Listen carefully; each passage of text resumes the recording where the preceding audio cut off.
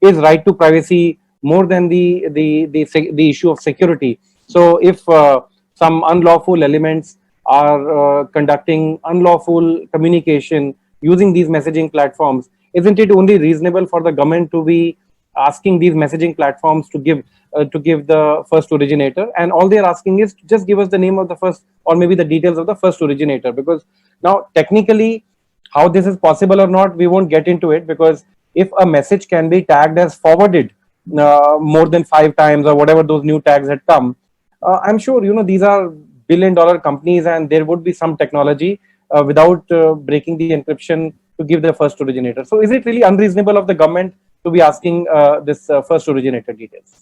Absolutely not, because as far as sovereignty and security of the state is concerned, state is having all the powers in the world to frame its own rules and regulations. And as previously discussed by Mr. Ranbir, there is 19(2) article. Reasonable restrictions can always be put up on any free speech or any activities. For that particular matter, if some terrorists are transmitting messages through this particular platform, doesn't government has right to ask for the creator of this particular message?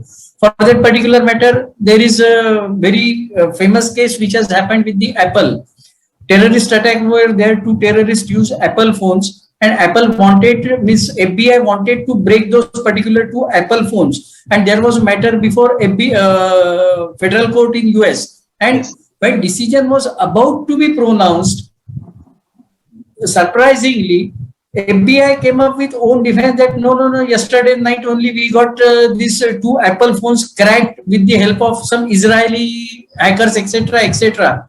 In my view, if those decisions would have been come, then it would have been mandatory to all these service providers to follow privacy rules and regulations, and national interest should be above that particular privacy or anybody's fundamental rights. So I don't think it is unfair on the part of government to make these particular provisions that first originator should be published. And technically, what is impossible for these particular companies, if they are minting monies from India through this particular platform, if they provide encryption, who asked them to provide encryption? It was their own will to provide encryption.